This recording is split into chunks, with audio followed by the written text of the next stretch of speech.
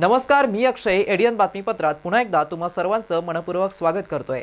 आज दिवसभरात घडलेल्या संपूर्ण घटनांचा आढावा आपल्याला घ्यायचाच आहे, परंतु त्या अगोदर नजर टाकूया आज दिवसभरात घडलेल्या काही महत्त्वाच्या आणि ठळक घडामोडींवरती. बांगलादेशी हिंदूंच्या समर्थनार्थ रामगिरी महाराजांचं जिल्हाधिकारी कार्यालयाबाहेर हिंदू बचाव मोर्चा, पोलिसांचा तगडा बंदोबस्त. तर इच्छुकांना लागले आहेत जिल्हा परिषद निवडणुकीचे वेध. युती आघाडी की एकला चलोरेकडे लागले कार्यकर्त्यांचे लक्ष. आता बघूया सविस्तर बातम्या.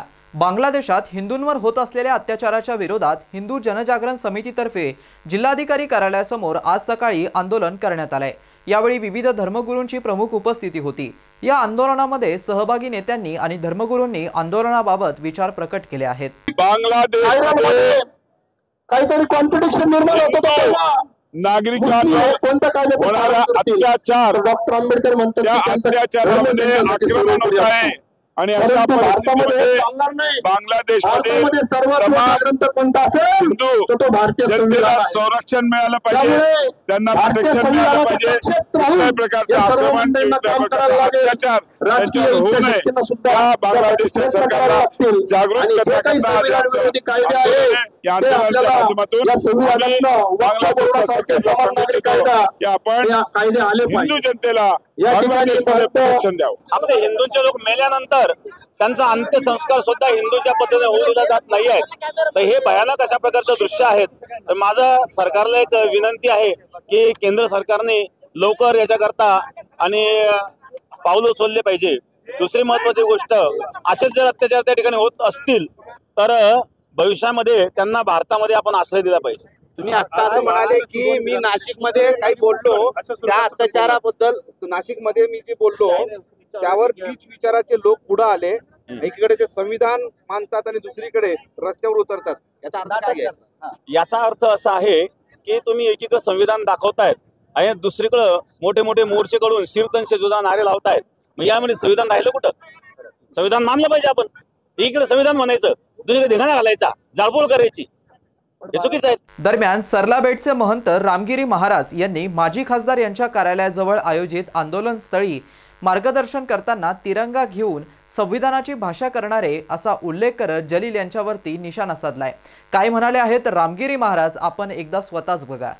अन्याय करूच नाही, पण अन्याय केलेला सहन देखील करू नये.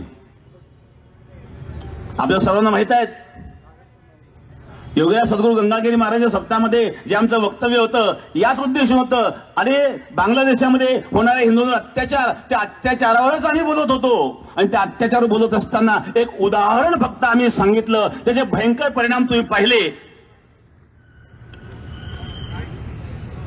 हे नीच विचाराचे लोक रस्त्यावर आलेत. एकीकडे सांगतायत आमचा संविधानावर विश्वास आहे, हातामध्ये तिरंगा घेऊन, आणि तुम्ही आंदोलन करतायत. पण संविधानावर जर तुमचा विश्वास आहे, न्याय व्यवस्थेवर विश्वास आहे, तर मग जाळपोळ करण्याची काय आवश्यकता आहे? शीर्तनशे सुद्धा नारा लावण्याची काय आवश्यकता आहे? विश्वास ठेवा ना संविधानावर.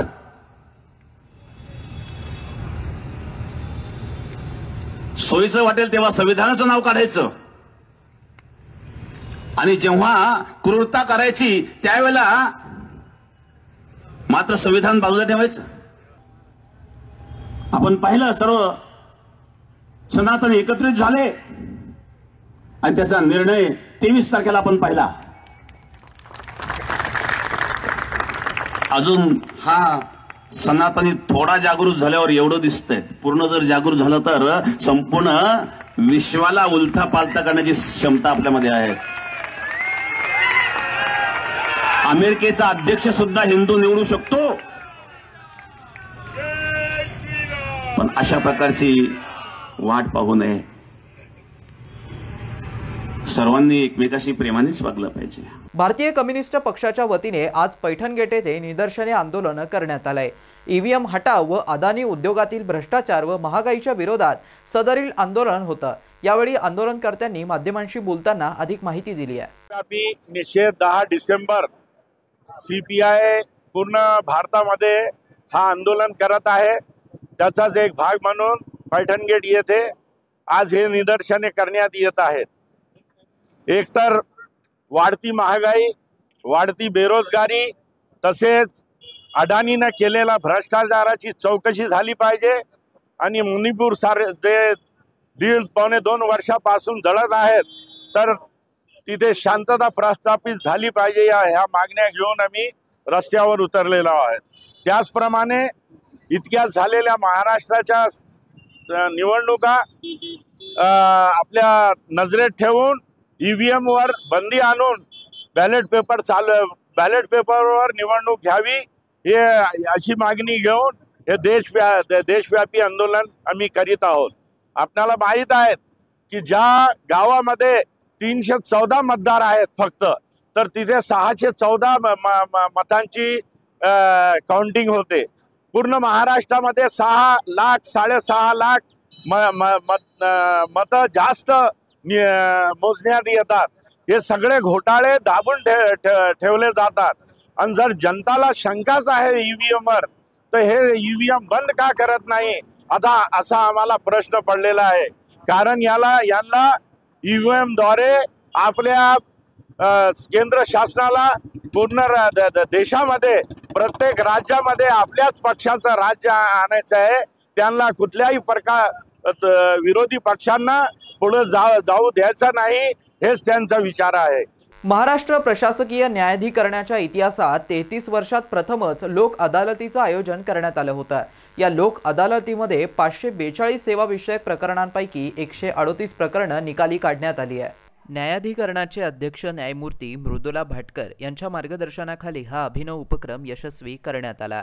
महाराष्ट्र प्रशासकीय न्यायाधिकरण आणि मुंबई उच्च न्यायालय विधी सेवा समिती यांच्या संयुक्त विद्यमाने आयोजित लोक अदालतीसाठी 3 पॅनल आयोजित करण्यात आले होते। पॅनल प्रमुख म्हणून न्यायमूर्ती विनय जोशी, सेवानिवृत्त सदस्य न्यायाधीश AP कुरेकर, RB मलिक यांनी काम पाहिलं। नितीन गद्रे नागपूर, विजयकुमार औरंगाबाद, विजया चौहान, संदेश तडवी, RM कोलगे आणि MB कदम यांनी सदस्य म्हणून काम पाहिलं। अदालतीत बरीच वर्षे प्रलंबित असलेल्या प्रकरणांची मुख्य सादरकर्ता अधिकारी स्वाती मचनेकर यांनी तपासणी केली। या लोक अदालतीमध्ये नागपूर, मुंबई आणि छत्रपती संभाजीनगर या तीनही खंडपीठातील 542 प्रकरणांपैकी 138 निकाली निघाली। यामध्ये मुंबई खंडपीठाच्या 238 प्रकरणांपैकी 39 तर नागपूर खंडपीठाच्या 150 पैकी 63 आणि छत्रपती संभाजीनगर खंडपीठाच्या 154 प्रकरणांपैकी 36 प्रकरणे निकाली काढण्यात आली। लोक अदालतीत 3 प्रकरणात तडजोड झाल्याने 126 अर्जदारांना शासकीय नोकरी मिळण्याचा मार्ग मोकळा झालाय। जलसंधारण विभागाच्या 171 आणि कृषी विभागाच्या 218 जागा माजी सैनिकांसाठी आरक्षित होत्या।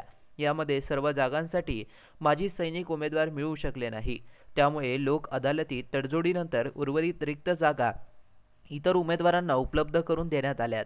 या निर्णयामुळे 126 उमेदवारांना शासकीय नोकरी मिळू शकणार आहे।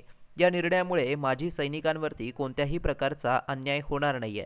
लोक अदालत यशस्वी करण्यासाठी मुख्य सचिव सुजाता सैनिक यांच्या मार्गदर्शनाखाली सर्व विभागातील सचिव यांच्यासह न्यायाधिकरणामधील सर्व अधिकारी, कर्मचारी, मुख्य सादरकर्ता अधिकारी, न्यायाधिकरण बार असोसिएशनमधील सर्व वकील, शासनाचे सर्व नोडल अधिकारी यांनी सहकार्य केलं। जिल्हा परिषद शाळांचं सौंदर्यीकरण व सुविधांच्या विकासांची कामे महात्मा गांधी राष्ट्रीय ग्रामीण रोजगार हमी योजनेतून करण्यासाठी शाळानिहाय सविस्तर नियोजन मुख्याध्यापकांनी तयार करावं व 15 दिवसात प्रस्ताव सादर करावा असे निर्देश जिल्हाधिकारी दिलीप स्वामी यांनी आज दिले आहेत। जिल्हा परिषद शाळांचे सौंदर्यीकरण व सुविधांच्या विकासाची कामे महात्मा गांधी राष्ट्रीय ग्रामीण रोजगार हमी योजनेतून करण्यासाठी शाळानिहाय सविस्तर नियोजन मुख्याध्यापकांनी तयार करावं व 15 दिवसांमध्ये प्रस्ताव सादर करावा असा निर्देश जिल्हाधिकारी दिलीप स्वामी यांनी आज दिलाय। येथील नियोजन सभागृहात महात्मा गांधी राष्ट्रीय ग्रामीण रोजगार हमी योजनेच्या जिल्ह्यातील कामांचा आढावा घेण्यात आलाय। जिल्हाधिकारी दिलीप स्वामी, जिल्हा परिषदेचे मुख्य कार्यकारी अधिकारी विकास मीना उपजिल्हाधिकारी उमाकांत पारधी, जिल्हा अधीक्षक कृषी अधिकारी प्रकाश देशमुख तसेच सर्व तहसीलदार, गटविकास अधिकारी आदी उपस्थित होते। जिल्हाधिकारी स्वामी यांनी सांगितलंय की मनरेगा सारख्या योजनेतून आपल्या गावातील शाळांचा विकास गावकऱ्यांना करणं सहज शक्य आहे। याबाबत दिनांक 1 डिसेंबर 2020 रोजी नियोजन विभागाने एक परिपत्रक निर्गमित केलं आहे। त्यानुसार महात्मा गांधी राष्ट्रीय ग्रामीण रोजगार हमी योजनेच्या माध्यमातून जिल्हा परिषद शाळांचा आणि अंगणवाड्यांचा भौतिक विकास करता येईल। मजुरी प्राधान्य कामे करण्यात यावीत यासाठी शासनाने हे परिपत्रक निर्गमित केलंय। जिल्हा परिषदेच्या मुख्य शाळांच्या मुख्याध्यापकांनी आपापल्या शाळेत करावयाच्या भौतिक सुविधांची प्राधान्य क्रमवार यादी करून ती शिक्षण विस्तार अधिकारी, गट शिक्षण अधिकारी मार्फत जिल्हाधिकाऱ्यांकडे पाठवावं। त्यावरती तात्काळ अंमलबजावणी करून येत्या शैक्षणिक वर्षाच्या आधी ही कामे पूर्ण करावीत असे निर्देशही जिल्हाधिकारी दिलीप स्वामी यांनी दिलेत। शासन परिपत्रकानुसार शाळांतील किचन रोड, शाळा अंगणवाडी, रेन वॉटर हार्वेस्टिंग, शोषखड्डा, शौचालये, खेळाचे मैदान तयार करणं, संरक्षक भिंत बांधणं, वृक्ष लागवड करणं, आवश्यकतेनुसार शाळा परिसरात पेवर ब्लॉक लावणं, कॉन्क्रीट नाली बांधकाम, शाळेकडे येणारे रस्ते गुणवत्तापूर्वक करणं, शाळेत बोरवेल असल्यास त्याचं पुनर्भरण करणं, गांडूळखत प्रकल्प तयार करणं, नाडेप कंपोस्ट तयार करणं अशी कामे मनरेगातून शाळांमध्ये करण्यात येतील। 7 तालुक्यात जलसंधारणाची कामे मनरेगामधून जलसंधारणाची कामे करण्यात यावी त्यावरती लक्ष केंद्रित करून प्राधान्य द्यावं असे निर्देश यावेळी देण्यात आले। या संदर्भात केंद्रीय ग्रामीण विकास मंत्रालयाने जलनियोजनासाठी देशातील 2129 तालुक्यांमध्ये ही उपाययोजना राबवण्यात येणार असल्याचं केंद्र शासनाच्या ग्रामीण विकास मंत्रालयाने दिलेल्या वार्षिक प्रधान सूचनापत्रात निर्देशित करण्यात आलंय। त्या संदर्भात दिनांक 4 डिसेंबर 2024 रोजी शासनाने कळवलंय। त्यात छत्रपती संभाजीनगर जिल्ह्यातील 7 तालुक्यांचा समावेश आहे।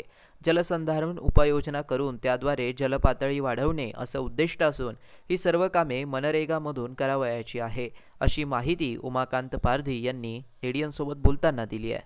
शहरवासियांना एक सुवर्ण संधी। तुम्ही एखादा व्यवसाय करताय का? मग एडीएनवरती जाहिरात करा आणि मिळवा व्यवसायात मोठा फायदा। तर वाट कसली पाहताय? आत्ताच खाली दिसत असलेल्या नंबरवरती संपर्क साधा। आपल्याला अजूनही काही बातम्यांचा आढावा घ्यायचा आहे, परंतु इथे वेळ झाली आहे एका छोट्याशा ब्रेकची। कुठे जाऊ नका, पाहत रहा एडीएन न्यूज।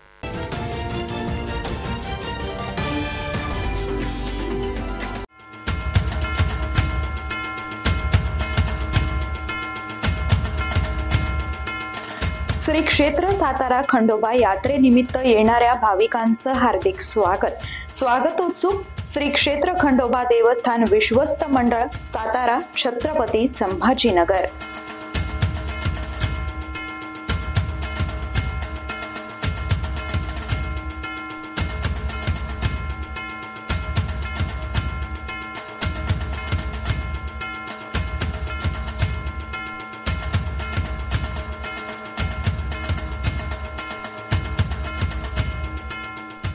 अनेकांच्या मनात स्वप्न असते की देशाची सेवा करायची, परंतु काही लोकच योग्य प्रशिक्षण घेऊन ते वास्तवात पूर्ण करतात। वास्तविक सैनिक बनणे सोपं काम नाही, कारण प्रशिक्षणाच्या मैदानापासून ते युद्धाच्या रणांगणापर्यंत प्रत्येक क्षण संघर्षमय असतो।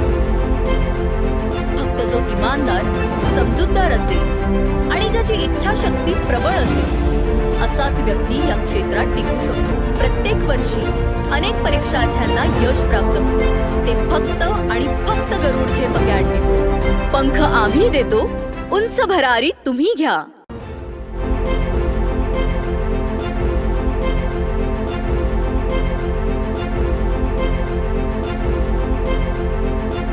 बॉस बिगेस्ट ओला सीजन सेल। खरीदिए ओला एस पूरी रेंज पर मूव ओएस फीचर्स, 8 साल की battery warranty, hyper charging credit और चुनिंदा कार्ड पर 25,000 तक की छूट पाएं। टॉल सर्विस के साथ 1 दिन की सर्विस गारंटी या एक अतिरिक्त S1 पाएं। जल्दी करें, सीमित अवधि का ऑफर।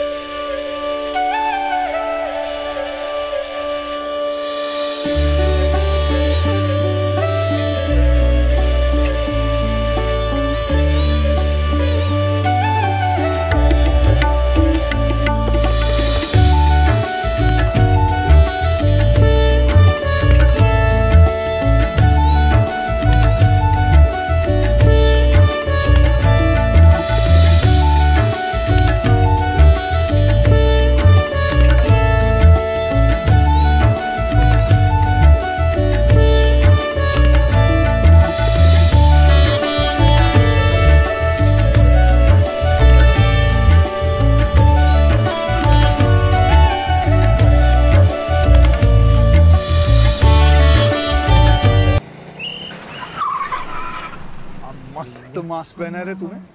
Thank you sir. वो जान बचाने के लिए पहनना पड़ता है ना सर। रेडीमेड है या टेलर मेड है? ऑनलाइन ऑर्डर किया है सर। एक और है ना सर? देना। बहुत मस्त लगे आपको। ये ना सर। सर ना भाई, जान बचाने के लिए बाइक चलाते वक्त सिर्फ खोपड़े पे मास्क पहनेगा तो खोपड़े को कौन बचाएगा?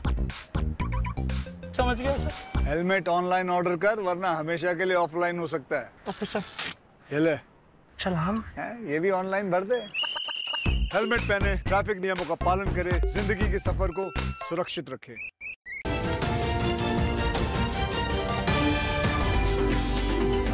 ब्रेकनंतर पुन्हा एकदा स्वागत। आपण बघत आहात एडियन बातमीपत्र।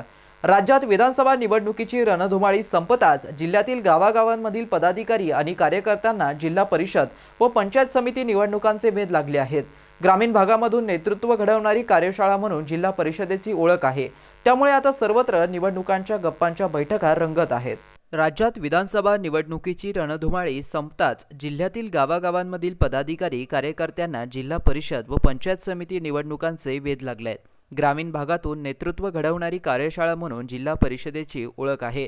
त्यामुळे आता सर्वत्र निवडणुकांच्या गप्पांच्या बैठका रंगत आहे।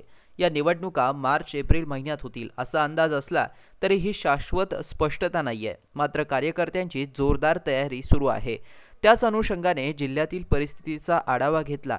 जिल्हा परिषदेत पंचायत समितीचे 124 तर जिल्हा परिषदेचे 62 असे एकूण 186 सदस्य आहेत। तत्कालीन 2017च्या निवडणुकीमध्ये जिल्हा परिषदेतील 62 गटांमध्ये भाजप 23, शिवसेना 18, काँग्रेस 16, राष्ट्रवादी 3, मनसे 1 तर आरपीआय डेमोक्रॅटिक पक्षाचा एका उमेदवाराने विजय मिळवला होता। मात्र आज घडीला राज्यातील पक्षपोटी महाविकास आघाडीचा प्रयोग, उमेदवारांचे पक्षांतर यामुळे आगामी निवडणुकीसाठी समीकरणे वेगळी असणार आहेत। त्यामुळे यात कुठला पक्ष बाजी मारेल याकडे जिल्ह्याचं लक्ष लागून लागलं आहे। दरम्यान विधानसभा निवडणुकीत राज्यात महायुतीला जनतेने स्पष्ट बहुमत दिला। यात जिल्ह्याचा विचार केला तर 9 पैकी 9 जागांवरती महायुतीचे उमेदवार निवडून आले। आगामी निवडणुकांमध्ये महाविकास आघाडीला जोर लावावा लागणार आहे।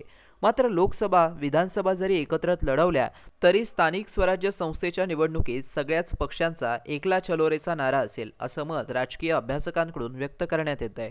हर घर नल से जल उपलब्ध करून देण्यासाठी जलजीवन मिशन ही योजना राबवण्यात येत आहे।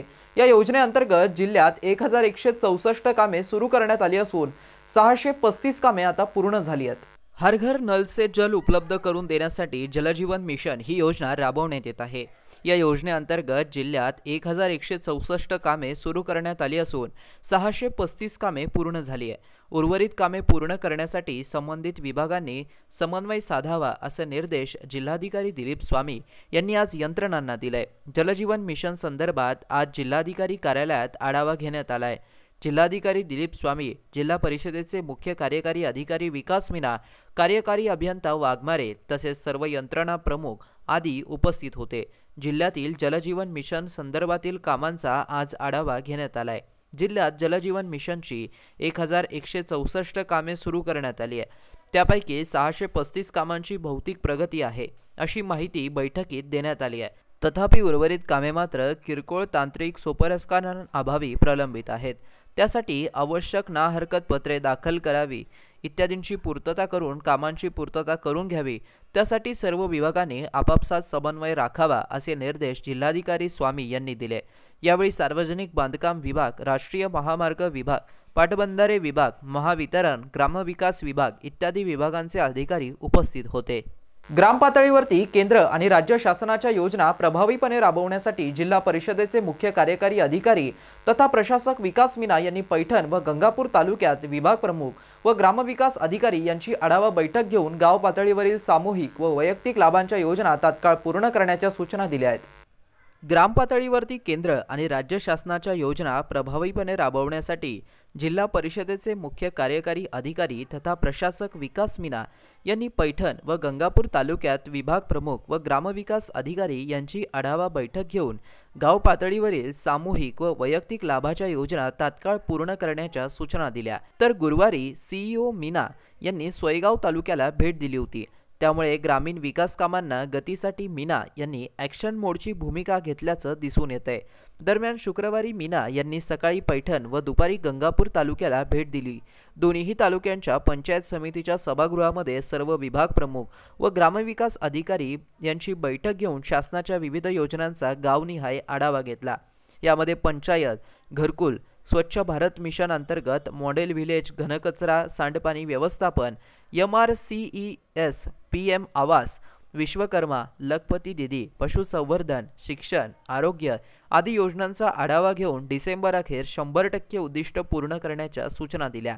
बैठकीला पैठण पंचायत समितीचे गटविकास अधिकारी मनोरमा गायकवाड, सिंचन विभागाचे कार्यकारी अभियंता अनिल मुंगीकर, सहाय्यक गटविकास अधिकारी राजेंद्र कांबळे, पंचायत विस्तार अधिकारी दशरथ खराद, राधाकिशन चौधरी, सुनील इंगळे, देवीदास इंगळे, उपअभियंता बांधकाम संभाजी अस्वले, गंगापूर गटविकास अधिकारी सुहास वाघचौरे, सहाय्यक गटविकास अधिकारी अक्षय भालेकर, विस्तार अधिकारी भारत घुगे, मधुकर चव्हाण, अशोक घोडके, गट शिक्षण अधिकारी समाधान आरक, उपअभियंता ग्रामीण पाणी व रवाठा अमोल डावरे तसेच दोन्ही तालुक्यातील सर्व विभाग प्रमुख, अधिकारी, कर्मचारी व ग्रामपंचायत अधिकारी उपस्थित होते।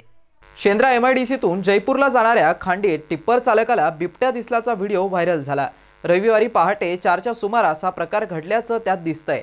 व्हिडिओ व्हायरल झाल्यानंतर वन विभागाने दिवसभर बिबट्याचा शोध घेतला, मात्र कुठलाही पुरावा हाती लागला नाहीये असं स्पष्ट करण्यात आलंय। शेंद्रा MIDCतून जयपूरला जाणाऱ्या खांडीत टिप्पर चालकाला बिबट्या दिसल्याचा व्हिडिओ व्हायरल झाला।